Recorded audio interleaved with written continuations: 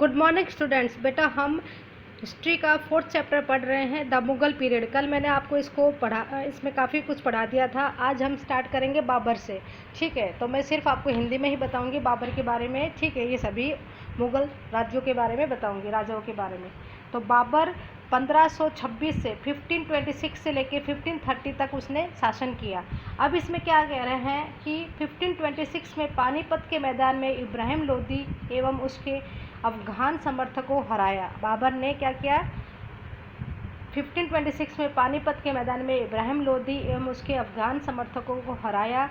1527 में खानूबा में राणा सांगा राजपूत राजाओं और उसके समर्थकों को हराया उसने। उसके बाद कह रहे हैं कि 1528 में चंदेरी में राजपूतों को हराया और अपनी मृत्यु से पहले दिल्ली और आगरा में मुग़ल नियंत्रण स्थापित कर दिया उसने। उसकी मृत्यु के पहले उसने क्या किया? आगरा में और दिल्ली में मुग़ल नियंत्रण, हर जगह मुग़ल साम्राज्य को स्थापित कर दिया। उसके बाद है हुमायूं। हुमायूं ने 1530 से लेकर 1540 एवं 2 बार उसने शासन किया और 1555 से लेकर 1556 तक उसने शासन किया। उसमें तो कह रहे हैं हुमायूं ने अपने पिता की वसीयत के अनुसार जायदाद का बंटवारा किया। क्या कह रहे हैं? हुमायूं ने अपने पिता बाबर, यानी उसके पिता कौन थे? बाबर की वसीयत के अनुसार जायदाद का बंटवारा किया। प्रत्येक भाई को एक एक प्रांत यानी कि एक एक क्षेत्र मिल गया। उसके भाई मिर्जा कामरान की महत्वाकांक्षाओं के कारण हुमायूं अपने अफगान प्रतिद्वंदियों के सामने फीका पड़ गया। शेर खान ने हुमायूं को 2 बार हराया, 1539 में चौसा में और 1540 में कन्नौज में। इन पराजयों में उसे ईरान की ओर भागने को क्या कर दिया? बाध्य कर दिया गया। ईरान की ओर भागने को बाध्य कर दिया और वो ईरान भाग गया था। ईरान में हुमायूं ने सफ़ाविद शाह की मदद ली। किसकी ली? सफ़ाविद शाह की मदद ली और उसके बाद उसने 1555 में दिल्ली पर पूर्ण कब्जा कर लिया, परंतु उससे अगले वर्ष ही इमारत में एक दुर्घटना में उसकी मृत्यु हो गई, यानी कि दुर्घटना में उसका देहांत हो गया। उसके बाद कह रहे हैं कि हम पढ़ेंगे अकबर के बारे में। क्या पढ़ेंगे? अकबर के बारे में। ठीक है, तो उसमें 13 वर्ष की छोटी सी उम्र में अकबर क्या बन गया? सम्राट बन गया। उसमें उसके शासनकाल के 3 अवधि में बांटा जाता है, जिसमें 1556 से लेके 1570 तक के मध्य अकबर अपने संरक्षण बैरम खान, कौन था? बैरम खान, और अपने घरेलू कर्मचारियों से स्वतंत्र हो गया। उसने शूरी और अन्य अफगानों, निकटवर्ती राजाओं से और गोंडवाना तथा अपने सौतेले भाई मिर्जा हाकिम और उज़बेकों के विद्रोह को दबाने के लिए सैन्य अभियान चलाए।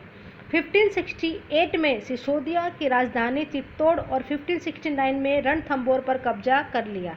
ठीक है, उसके बाद क्या कह रहे हैं? उसके बाद उसने क्या किया?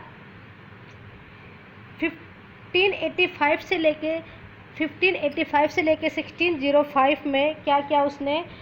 के मध्य अकबर के साम्राज्य का विस्तार हुआ। उत्तर पश्चिम में अभियान चलाए गए।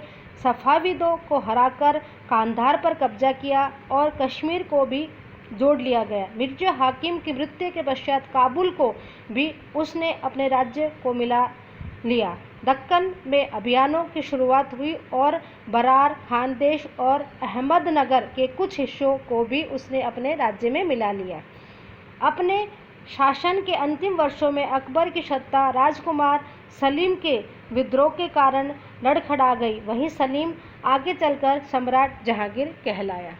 ठीक है, उसके बाद हम पॉलिसी ऑफ अकबर के बारे में है। ये सारी यानी कि अलग अलग बेटा आप पढ़ लेना, जो इम्पोर्टेंट होगा मैं आपको बाद में बता दूंगी। ठीक है, उसके बाद हम पढ़ेंगे जहांगीर के बारे में। क्या पढ़ेंगे? जहांगीर के बारे में। उसमें है जहांगीर के बारे में। जहांगीर ने अकबर 1605 से लेकर 1627 के हैं। जहांगीर ने अकबर के सैन्य अभियानों को आगे बढ़ाया। मेवाड़ के सिसोदिया शासक अमर सिंह ने मुगलों की सेना स्वीकार की। इसके बाद सिख, अहोम और अहमदनगर के खिलाफ अभियान चलाए गए, जो पूर्णतः सफल नहीं हुए। इसके बाद क्या हुआ था कि जहांगीर के शासन के अंतिम वर्षों में राजकुमार खुर्रम, जो बाद में सम्राट शाहजहां कहलाए, ने विद्रोह किया। जहांगीर की पत्नी नूरजहां को उसने हाशिए पर धकेल करने का प्रयास किया और असफल रहे। ठीक है, उसके बाद शाहजहां है, शाहजहां के बारे में हम बाद में पढ़ेंगे। ठीक है बेटा, नेक्स्ट वीडियो में पढ़ेंगे। Thank you.